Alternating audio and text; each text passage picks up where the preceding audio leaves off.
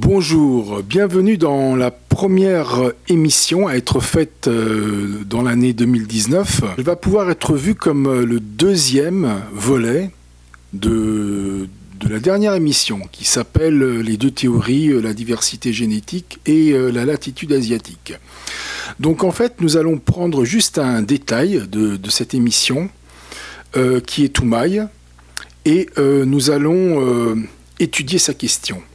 Nous allons essayer de comprendre qui il est pour pouvoir définitivement le catégoriser. Nous allons avant ça nous intéresser à l'aspect médiatique que soulève aujourd'hui Toumaï. Les grands médias essayent de le faire passer pour un proto-gorille. En essayant de comprendre qui il est, si vraiment c'est juste un proto-gorille ou il a une préhumanité, nous allons de toute façon répondre à tous nos sujets que soulève la vidéo d'aujourd'hui. La découverte de Toumaï commence le 19 juillet 2001. Ça se passe dans le désert du Djourab. Alors ce crâne, il va être identifié par Alain Beauvillain, qui est l'individu tout à votre droite. Au lieu de prévenir Michel Brunet, il va en fait commencer à prévenir les médias. Donc déjà une première grosse erreur, au lieu de prévenir son chef, c'est pas ça qu'il va faire. Comme on peut s'y attendre quand Alain Beauvillain a rencontré Michel Brunet, qui est arrivé au Tchad, avec tout un protocole, eh bien les choses se sont mal passées tout de suite entre les deux hommes. Donc Alain Beauvillain va être évincé par Michel Brunet, parce que ontologiquement il a défailli à toutes les règles du milieu. En février 2004, Aude Bergeret, c'est la personne que vous avez sur votre photo de gauche, est étudiante, stagiaire, dans le laboratoire de Michel Brunet. Donc Michel n'est pas là, Aude est un petit peu toute seule, et elle décide de faire des activités de taphonomie. Donc, elle va se servir sur des ossements fossilisés que l'équipe a ramenés du Tchad et qui sont de la propriété de Michel Brunet, qui sont sous sa responsabilité. Donc, elle va prendre un fémur de tout ce matériel-là et sa première intention va être de détruire ce fémur pour pouvoir l'étudier. Ouf, elle va quand même avoir la bonne idée d'aller voir Roberto Maccarelli, qui est la personne que vous avez sur votre droite, et qui est un prof qui à l'époque travaillait dans les locaux. Et en fait, elle va lui demander des renseignements sur ce fémur. Et Roberto Maccarelli, en 15 secondes, va décréter que ce fémur appartient à un primate. Probablement c'est le fémur de Toumaï, mais ce fémur détermine selon lui que Toumaï n'est pas un préhumain mais qu'il est simplement un grand singe. Et donc en premier lieu il commence à réclamer la propriété intellectuelle de ce fémur. L'histoire de Roberto Maccarelli est celle d'un paléanthropologue un peu romantique qui, après quelques déboires en Éthiopie, voit toujours sa carrière ne pas sortir par le haut. Martin Pickford, le paléanthropologue que vous voyez sur la photo, il va finalement tomber sur cette histoire du fémur, et lui, il va être très intéressé par cette histoire, et il a les moyens, lui. Donc il va s'arroger les services de Alain Beauvillain. Il va montrer la photo que vous voyez derrière Martin Pickford. Et c'est une photo que Alain a prise au Tchad. Donc cette photo va un petit peu circuler et elle est fort intéressante pour appuyer les thèses de Martin Pickford. Alors le fémur que Aude Bergeret et Roberto Maccarelli ont tenu en main en 2004, eh bien c'est celui qui est sur la photo. Il n'est pas dit que ce fémur a été retrouvé à côté du crâne de Toumaï. Il y avait un millier de pièces comme ça, de fossiles, et en fait, personne ne peut dire où le fémur a été retrouvé. S'il a été retrouvé à côté de Toumaï, s'il a été retrouvé loin. Ils ont été mis ensemble, et c'est après avoir été mis ensemble qu'ils ont été répertoriés. C'est pour ça qu'au niveau de la répertoriation, ils sont très près. Ce qui a supposé à l'époque que qu'ils avaient été retrouvés ensemble. La question est, pour quelle raison Pickford cherche-t-il tellement à décrédibiliser Toumaï? La réponse ne va pas passer inaperçue dans son milieu professionnel. Martin Pickford est le découvreur avec sa femme de Aurorine. Donc Aurorine a été découvert en 2000 et jusque-là c'était le plus vieux préhumain. Cet article décrit toute la cabale finalement que Pickford a monté contre le fossile de Michel Brunet. Il y a effectivement des instances au-dessus de Pickford qui lui permettent depuis des années de ourdir comme ça des conflits ponctuels. Et on peut considérer que cet article du Monde est la lettre dans laquelle les maîtres de Pickford le lâchent. Nous voyons écrit, donc vous pourrez confirmer ça sur votre fiche Wikipédia. Suite à une affaire de vol d'archives, le paléontologue Martin Pickford est en 1984 interdit de fouilles par les musées nationaux du Kenya, dirigé par son ancien coreligionnaire Richard Leakey, seule institution alors habilitée à délivrer des permis de fouilles dans ce pays. S'associant à Eustache Gitonga, ancien chef des expositions du musée de Nairobi, licencié pour détournement de fonds, Pickford obtient de celui-ci la possibilité de faire de nouveau des fouilles dans le pays. Donc, vous voyez, Pickford, c'est plutôt quelqu'un qui a toujours eu une attitude un petit peu colonialiste vis-à-vis des territoires subsahariens. Et il a eu beaucoup de problèmes,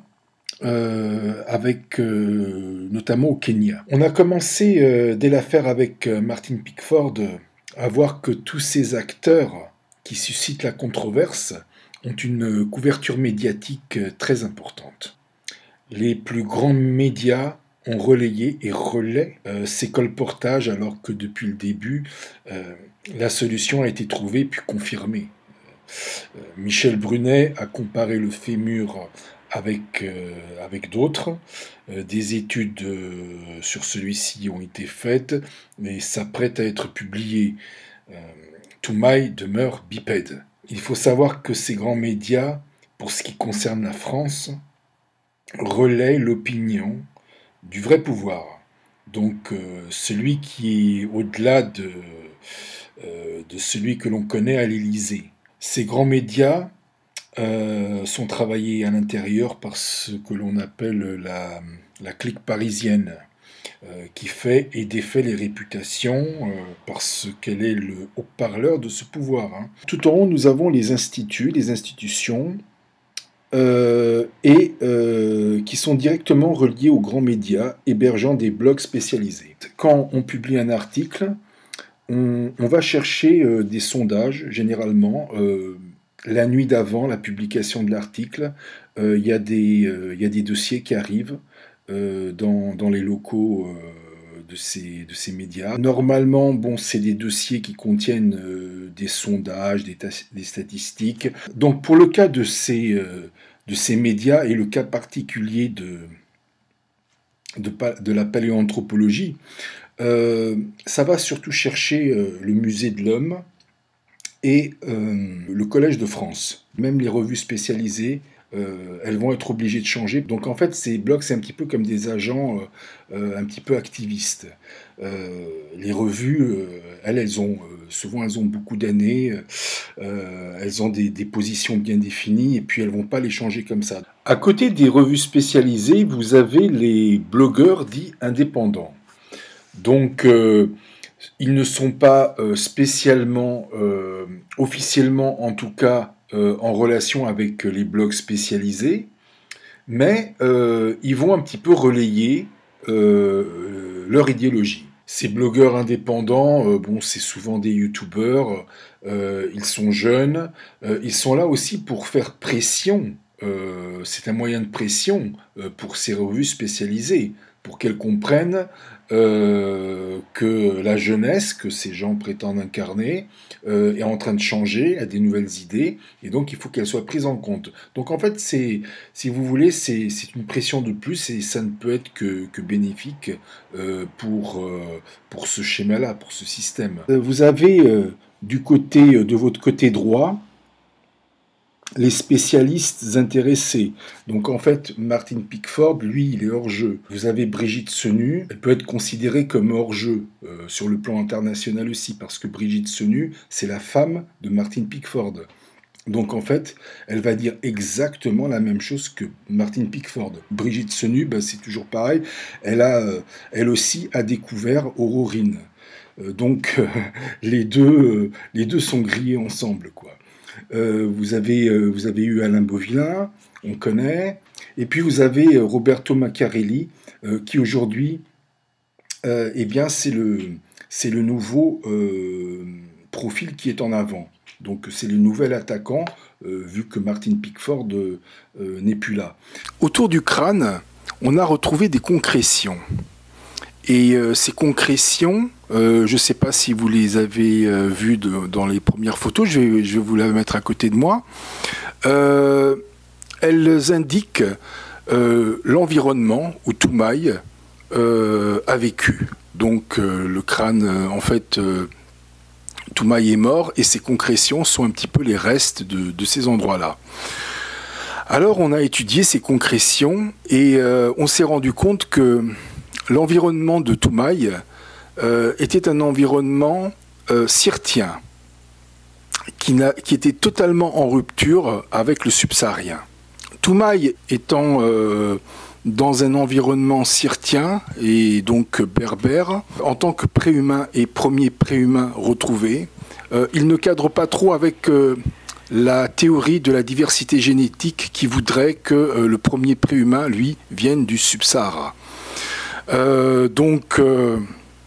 Ne pouvant pas revenir sur les résultats du biotope dans lequel Toumaï a vécu, on s'en prend à sa préhumanité. Alors le débat sur Toumaï, il est différent selon l'espace où l'on se situe.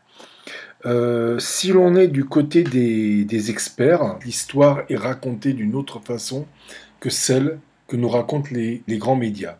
Les questions qu'apporte l'observation du crâne de Toumaï, pour les experts, ne sont pas les mêmes que les grands médias donnent à travers le spectacle au grand public. On est dans une démonstration tout à fait abjecte du sujet. Qu'est-ce que dit le crâne de Toumaï ? L'arrière du crâne de Toumaï est celui d'un gorille, et l'avant est celui d'un non-homininé. Il a des déterminismes en lui de gorille ou de proto-gorille, et des déterminismes de homininé. En Géorgie, on est toujours dans la latitude asiatique, il y a un site qui s'appelle Manissi. C'est pas très loin de la capitale géorgienne, donc qui est Tbilissi. Et à Manissi, donc je connais, j'ai déjà été, ils ont retrouvé un crâne en particulier qui est un métissage de Homo ergaster et de Homo habilis. Donc c'est de quelqu'un qui a deux genres très distincts l'un de l'autre. Il a des déterminismes du Homo habilis, en même temps il a des déterminismes de l'ergaster. C'est comme si je vous présentais un Homo sapiens qui, moitié, serait australopithèque. Il n'y a pas de rupture entre un genre et un autre. Les choses se passent de façon phylétique, donc progressivement. Toujours est-il que Toumaï a des déterminismes de préhumain. Donc Toumaï est préhumain. Toumaï vit une vie de préhumain. En même temps, il vit aussi une vie de gorille, il vit dans deux entités différentes. Sur le strict point de vue de la génétique, Toumaï est une erreur de la nature. Nous cherchons, pour ce qui est de la question de nos origines, un ancêtre commun aux chimpanzés et aux préhumains. Parce que génétiquement, nous sommes très proches des chimpanzés, beaucoup moins des gorilles. Donc Toumaï a, comme je vous l'ai dit déjà, des mécanismes de proto-gorille. Par contre, paléontologiquement, c'est-à-dire étude du fossile, au niveau du faciès, c'est complètement validé. C'est-à-dire que Toumaï a sa postérité. Aurorine est dans la continuation de Toumaï, donc il n'y a pas de problème. Toumaï est notre plus vieil ancêtre préhumain. La génétique, c'est une science qui est très jeune par rapport à la paléontologie et elle a quand même une grosse marge d'erreur encore. Et puis, sur cette affaire du crâne de Toumaï, elle arrive aussi à se contredire elle-même. Aujourd'hui, la tendance est à abolir les races et à uniformiser la culture. La même chose se passe entre l'homme et les grands singes. On abolit la différenciation. Au niveau psychologique, c'est la stratégie du groupe des grands singes qui prend le dessus sur la rationalité. J'ai donc toujours dit que le rationalisme est quelque chose qui existe chez les préhumains, chez les hominidés, et qui n'existe pas chez les hominoïdes, chez les grands singes, qui, eux, ont une intelligence de groupe. Et avec cette intelligence, ils fondent une stratégie de groupe. Ça, c'est pas notre cas à nous. Nous venons de la savane, nous venons des plaines, alors que cette intelligence de groupe, elle fonctionne très bien, mais c'est dans les jungles, c'est dans les bois. Le grand singe va avoir tendance à vivre un petit peu dans l'instant présent, et tandis que l'homme, il va développer ce qu'on appelle aujourd'hui une histoire, il va chercher à raconter une histoire, il va chercher à développer son imagination. Aujourd'hui, on traduit un petit peu, on rabaisse un petit peu dans les nouvelles propositions paléanthropologiques que l'on fait au public, on rabaisse beaucoup la rationalité au niveau histoire et imagination. Il faut voir que la stratégie de groupe, elle est toujours proposée, elle est toujours présentée d'une façon où l'individu met son intelligence au service du groupe pour le faire gagner. Donc c'est ça qu'on essaye un petit peu d'inculquer aux gens et d'en faire la priorité. Alors que l'être humain, il n'est pas du tout comme ça. C'est-à-dire que son rationalisme a une verticalité, a une communication verticale. Alors que cette intelligence de groupe, eh ben, c'est une communication horizontale. Elle fait merveille dans les bois, dans la jungle, mais nous, comme on ne vit pas là, on n'a pas vraiment besoin de ça. Donc on va développer la rationalité qui est un élément, comme je viens de vous le dire, totalement différent. Quel est le contexte qui a généré Toumaï? Mon opinion à moi, elle tient à ce que je vous ai déjà dit dans l'émission précédente à propos des hominoïdes. Ce sont donc des singes qui n'ont pas de queue et qui, n'ayant pas de queue, ils peuvent se déplacer sur de grandes distances. Et c'est ce qu'ils ont fait à une certaine époque où ils ont vécu au nord et au sud de la latitude asiatique. Donc au-delà de ces frontières quand ils ont eu un mouvement d'expansion. Donc ils ont développé ce que j'ai déjà appelé le réseau, un réseau entre eux. Ce réseau, par cette capacité à s'étendre sur de grandes distances, ce n'est plus entre clans qu'ils se communiquaient, mais c'est entre interclans, entre plusieurs clans, puisque la distance fait qu'ils peuvent abroger les limites de leurs familiers et aller parler avec des hominoïdes étrangers à eux. Donc en fait, ils ont développé un sens de la communication qui est autre que celui qu'ils avaient avant. Le fait qu'on ne peut pas arriver dans un clan étranger et communiquer avec lui, s'intégrer tout de suite en proposant une stratégie de groupe. Ça ne marche pas comme ça. Il faut en fait poser clairement les choses avant. Donc il faut faire preuve de rationalité en fait. Il faut une communication verticale, c'est-à-dire à développer d'abord des arguments, à soumettre ces arguments au groupe avant de pouvoir être accepté par lui. Donc Toumaï est un petit peu cet enfant, et c'est un enfant alias bien portant de cette rationalité. Je vous remercie de votre visite et soutien, et je vous dis à une prochaine fois. Au revoir.